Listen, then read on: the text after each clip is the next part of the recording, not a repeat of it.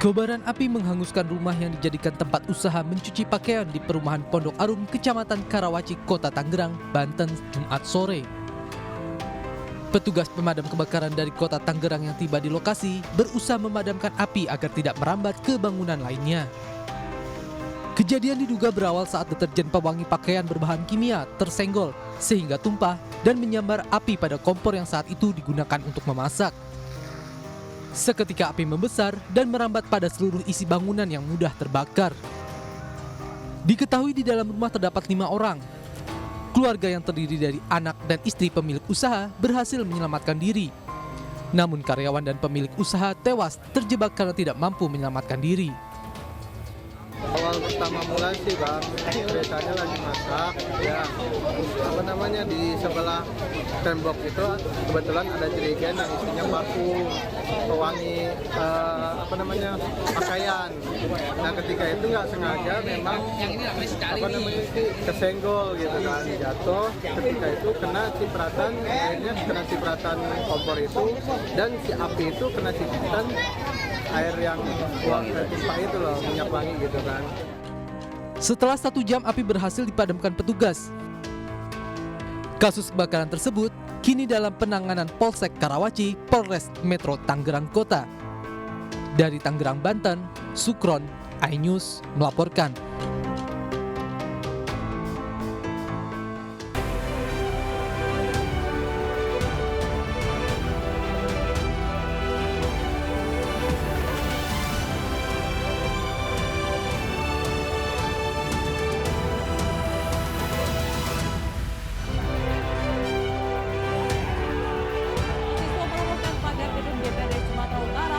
Perpu Cipta Kerja.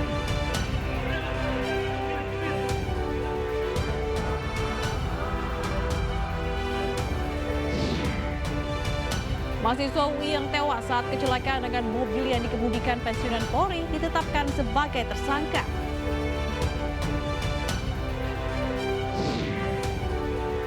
PKS, Nasdem, dan Demokrat menggelar pertemuan di kediaman Anies Baswedan.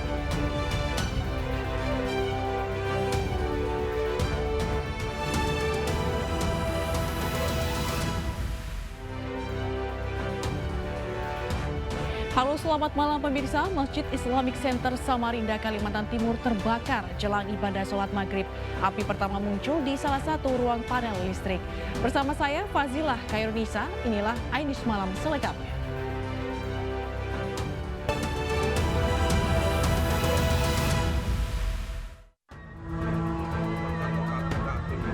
Masjid Islamic Center yang terletak di Jalan Slamet Riyadi, Kecamatan Sungai Kunjang, Samarinda, Kalimantan Timur, terbakar.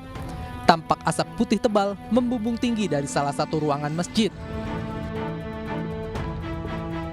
Peristiwa ini terjadi pukul 18.00 waktu Indonesia Tengah, tepat jelang waktu ibadah sholat maghrib. Akibat peristiwa ini, para jemaah panik keluar dari area masjid.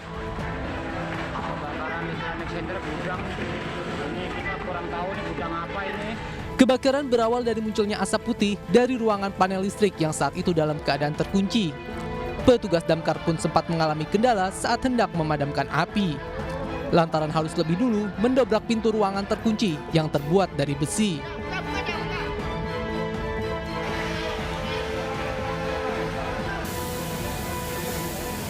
Api berhasil padam setelah 1 jam proses pemadaman. Pada pukul 18.04 Masjid Islamic Center di bagian belakang sebelah kiri, tepatnya di ruang panel listrik Islamik, mengalami korsleting listrik. Untuk aktivitas di masjid sendiri apakah terganggu akibat kejadian ini? Pasti tidak ada sholat maghrib, ini semuanya mati, semua seluruhnya listrik. Listrik mati ya? Ya. Oke, siap. Usai kejadian, petugas memasang garis polisi guna menyelidiki penyebab pasti kebakaran. Sebuah agen gas LPG dan distributor briket batubara di Pondok Kelapa, Durensawit, Jakarta Timur juga ludes terbakar. Diduga api berasal dari kebocoran tabung gas LPG 50 kg.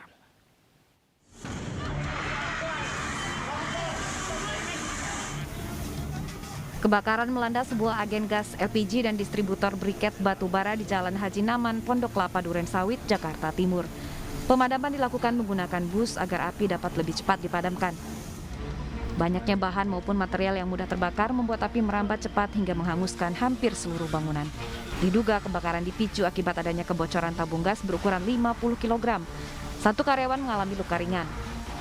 14 unit mobil pemadam dikerahkan untuk memadamkan api.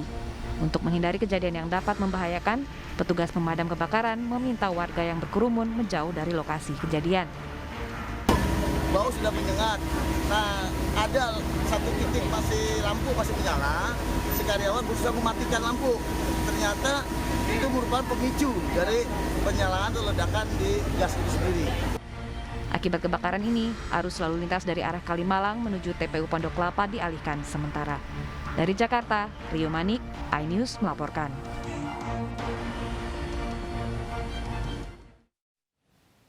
Sementara diduga akibat korsleting sepeda motor saat diperbaiki, 2 gudang di Jakarta Barat ludes terbakar. Selain menghanguskan isi gudang, belasan sepeda motor karyawan gudang juga ludes terbakar.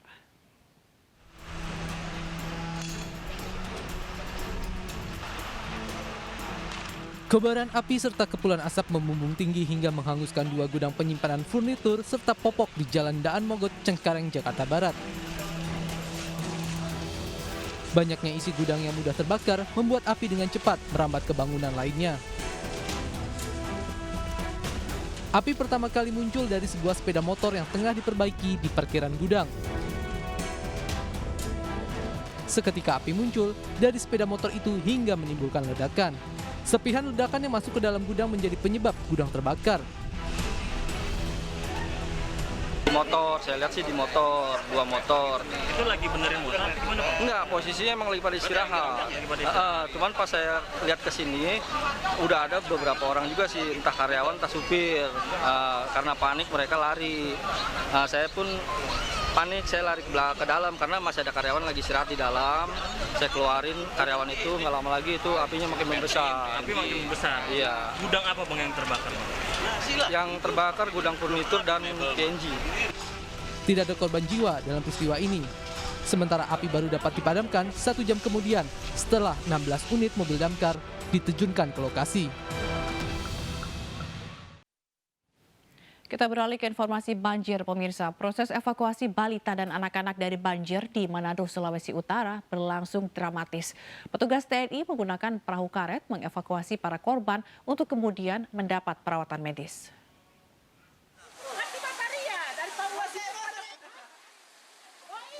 Personil TNI Korem 131 Santiago dan Kodam 13 Merdeka mengevakuasi warga yang terjebak banjir di Kelurahan Komoluar, lingkungan 1 Manado. Dengan perahu karet, korban banjir yang dievakuasi sebagian besar merupakan balita dan anak-anak.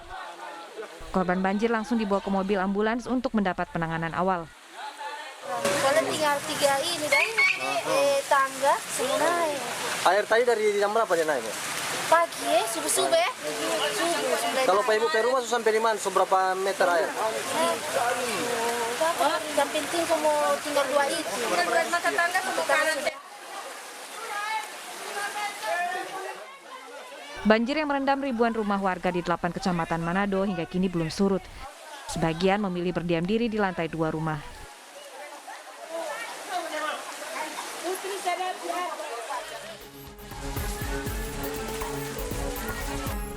Ribuan rumah di 8 kecamatan kota Manado terendam banjir usai 4 jam diguyur hujan.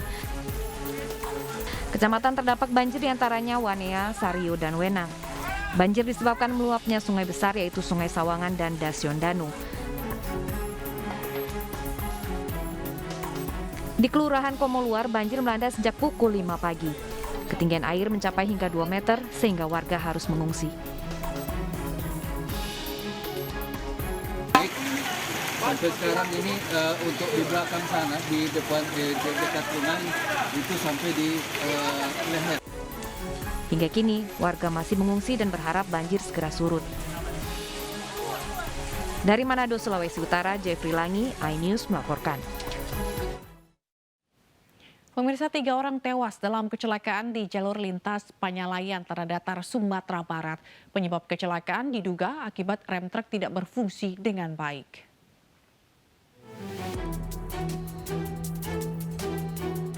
Delapan kendaraan diantaranya mobil pribadi, truk dan sepeda motor terlibat kecelakaan beruntun di jalur lintas Panyalayan, Padang Panjang, Sumatera Barat.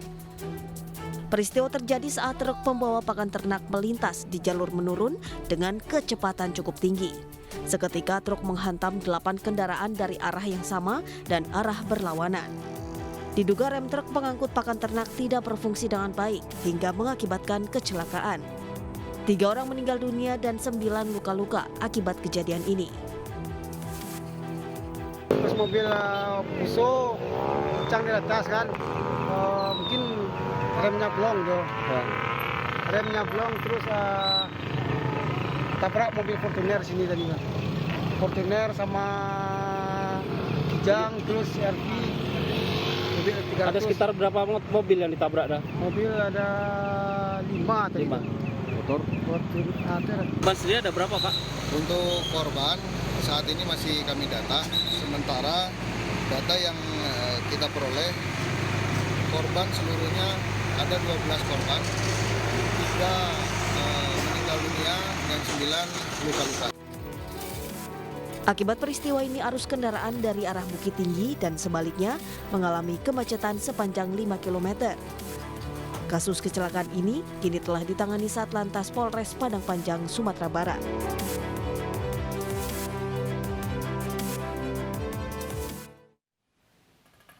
Sementara sebuah angkot terguling usai terlibat kecelakaan beruntun dengan 2 sepeda motor. Akibatnya 6 orang kritis dan 1 tewas.